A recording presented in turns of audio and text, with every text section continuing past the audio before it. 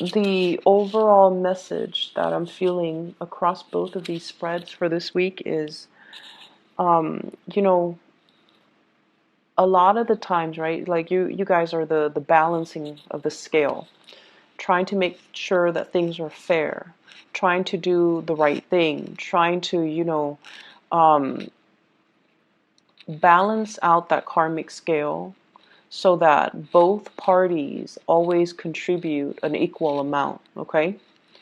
And I'm reminded of the situation where it's a picture that I saw on social media. It's about, being fair and also being equitable. And you have like a short man.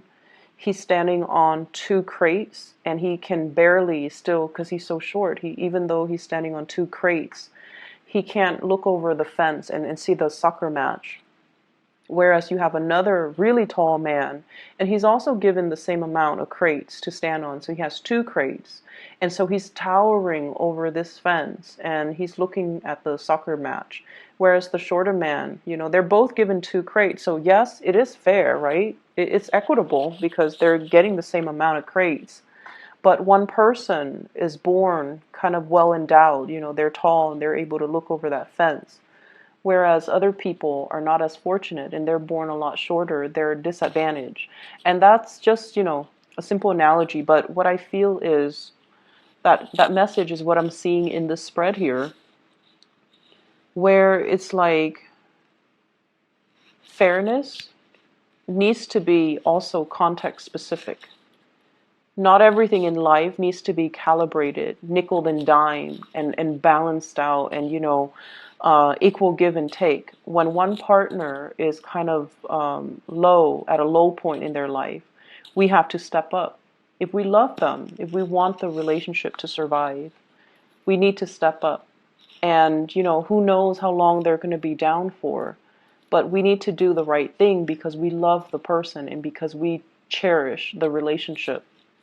And likewise, when you're down in the dumps, they're going to have to step up too, and they might not know how long it's going to be. And it's these moments where the balancing scale, when the scales are off or the scales are off kilter, that's when we really understand and truly see how the other person treats us. And that's what really dictates, whether or not they really love us. So in relationship, maintaining the niceties, maintaining the balancing act, maintaining the scales of equilibrium, not to rock the boat, not to, upset the apple cart, or like walking around on eggshells around another person. All of these things are kind of, they're just the veneer. They're just like the superficial things that we do to maintain a very balanced relationship. But the tipping point, the sore spots, it's when the trouble begins. It's when people are put under pressure. That's when we know what people are all about, and that's when we, or even you Libras, know what you're all about. Are you willing to rough it out? Or do you run at the first sign of trouble? So I feel like this is the week where you have to kind of examine the deeper motives, okay? And your deeper intentions. And this is the week where you're going to have to kind of look at yourself in a way that you might not have had the courage to do before. And I feel like a lot of the courage is stems from the fact that you want to maintain the peace.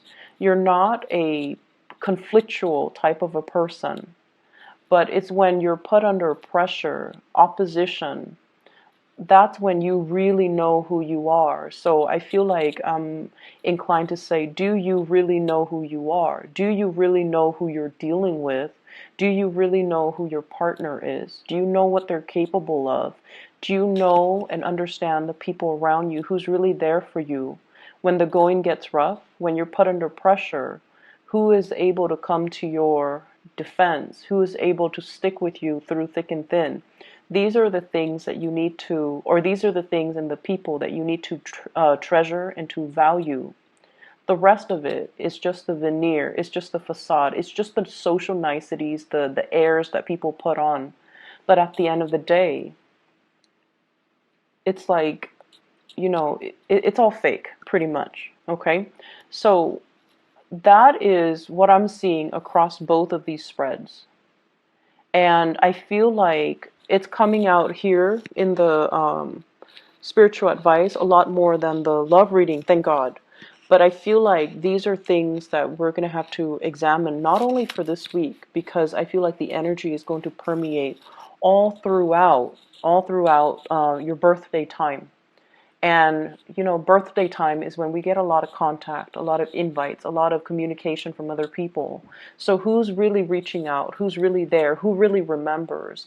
I feel like that's going to be a test of how much you mean to them. And that's going to be a test of, who really values you and who really is valuable to you. Okay? So let's talk about your relationship sector first. I feel like you're dealing with somebody who's showing you a different side of yourself. Okay, so like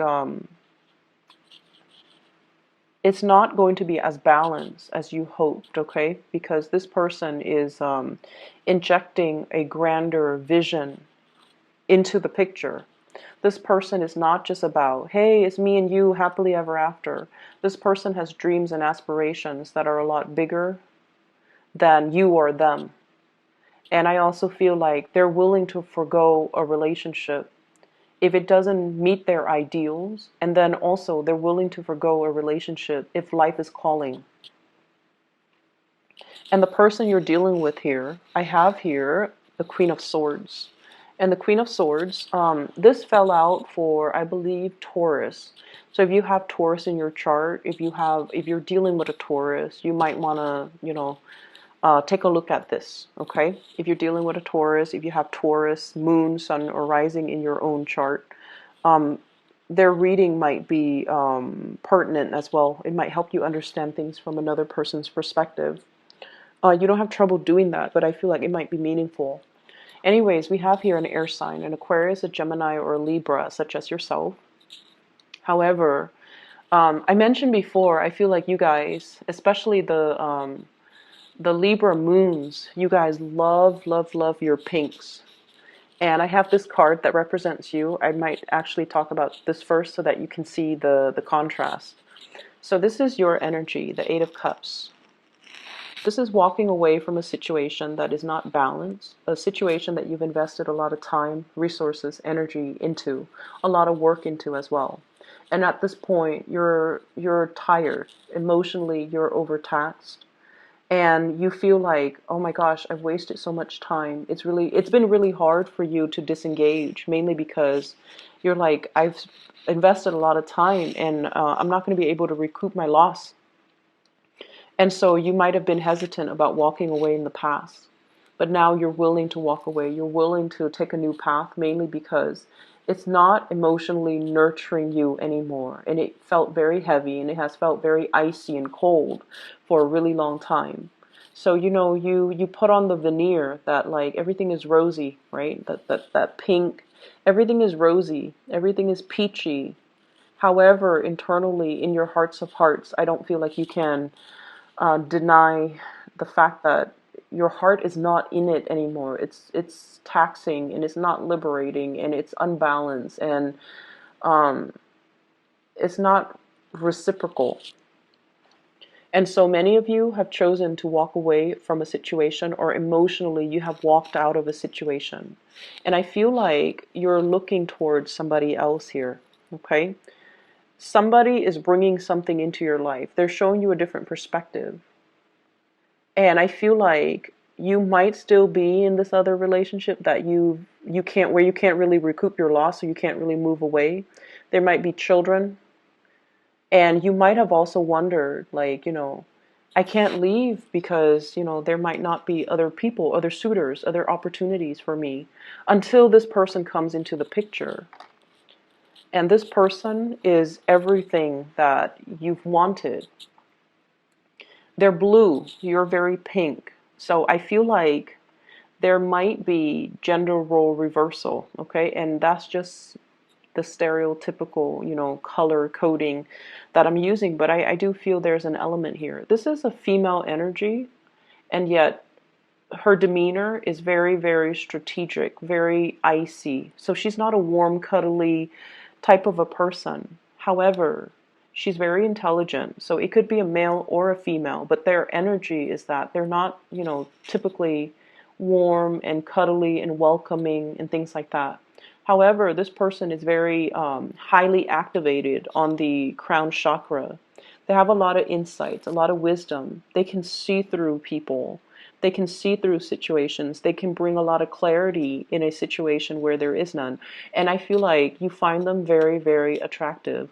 And one of the ways in which Libran and Taurian people find other people attractive is in the symmetry, the way they dress, whether or not their clothes like are complementary colors, the way their facial features are, whether or not they have dimples or they have like a gentle, a kind face.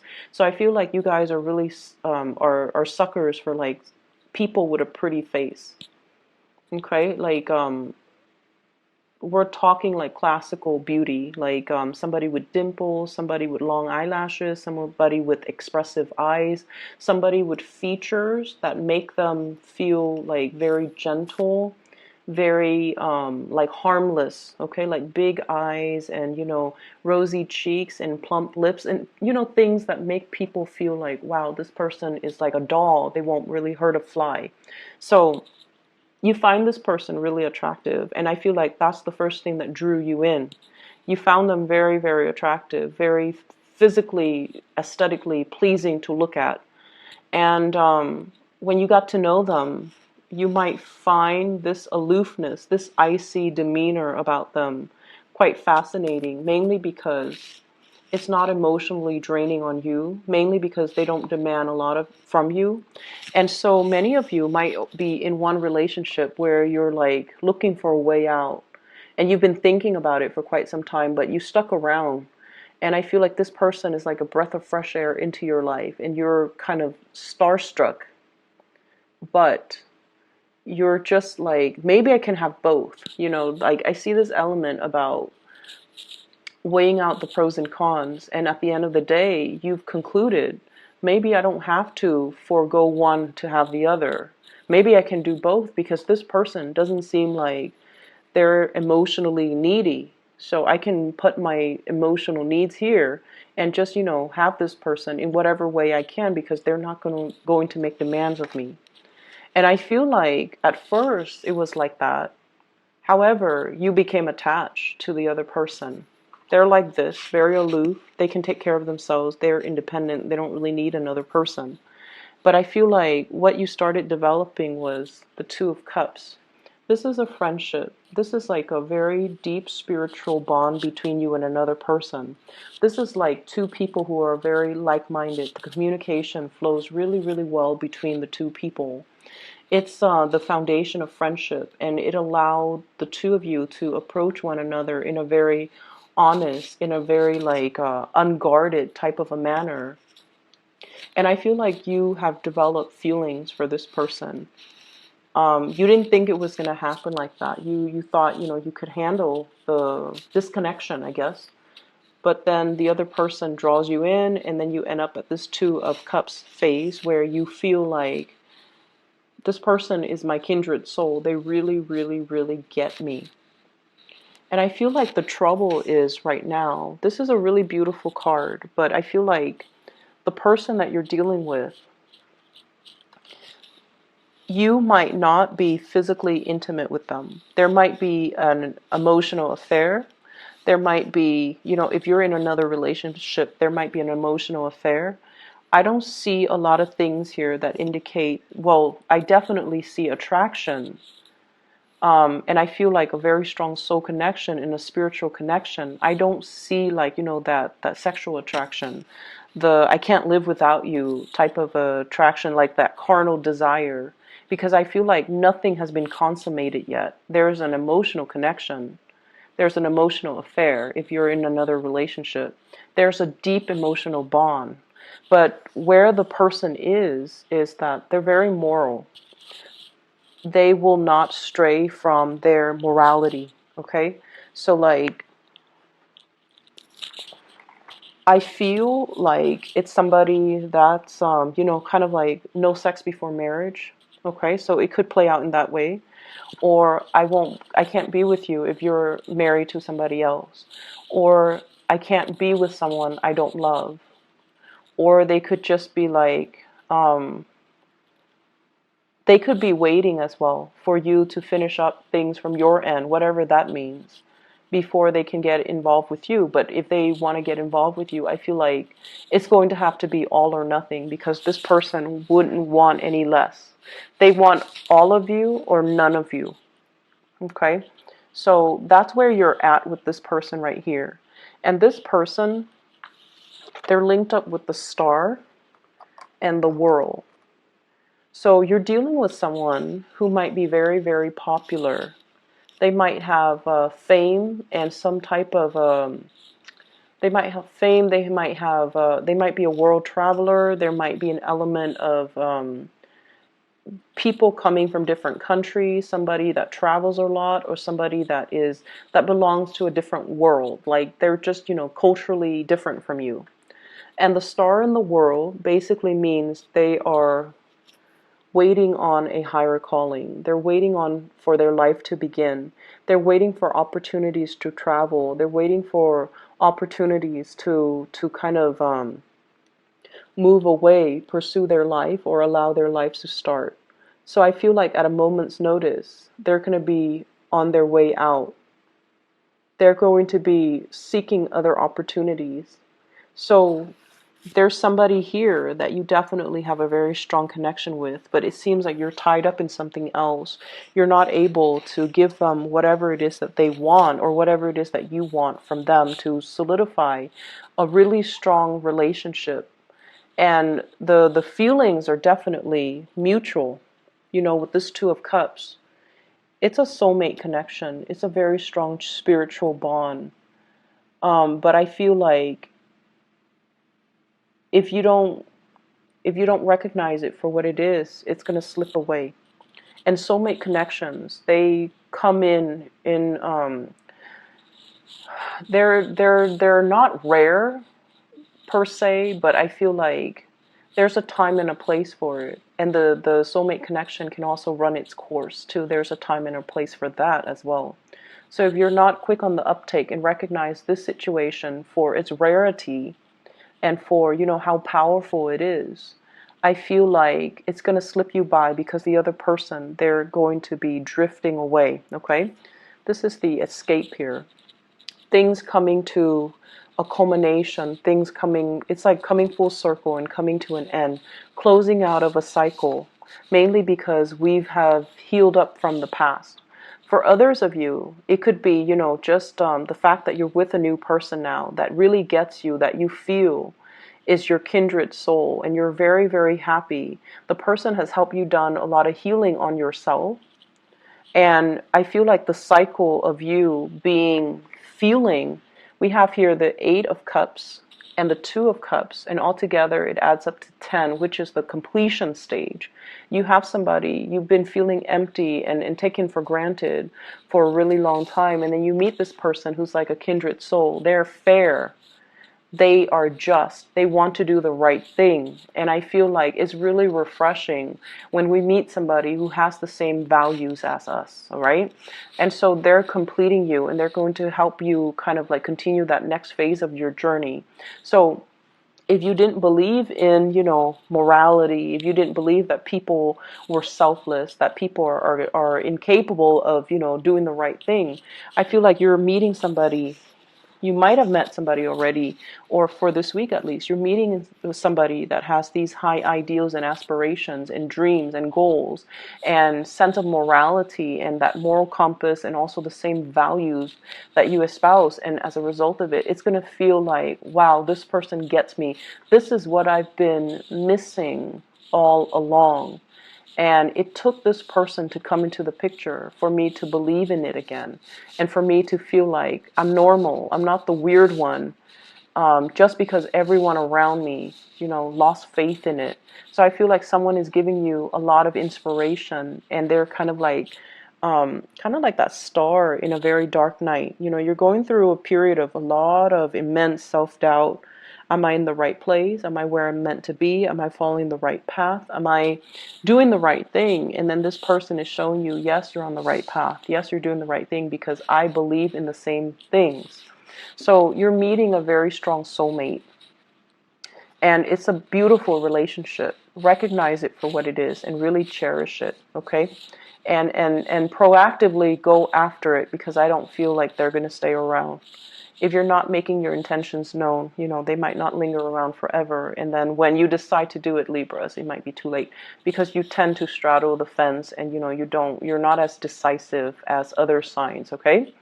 Other areas of your life, once again, I feel that energy, the veneer, okay, keeping scores and things like that. So I have this element here.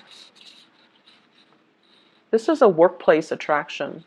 I have the Seven of Pentacles. This is like two people working towards a common goal, a common purpose.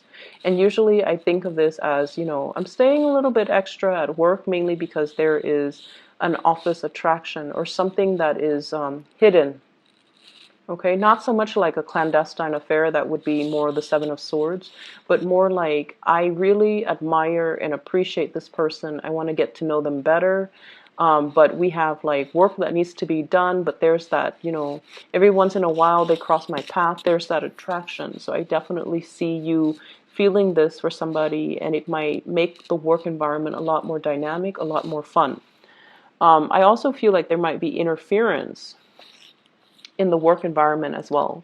This is a card about training, consulting, and too many people involved in a situation, too many cooks in the kitchen.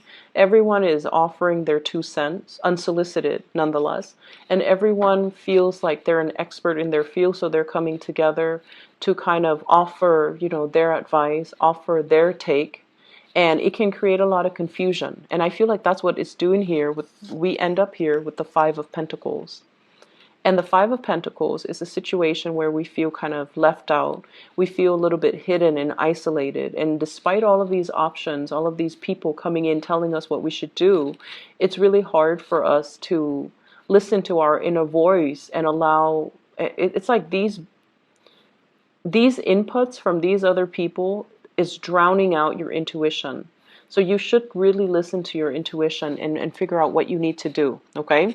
So that's one area that I feel, there's workplace attraction. There's also like workplace confusion and interference, and too many people telling you what to do. And you want to, of course, appease everybody.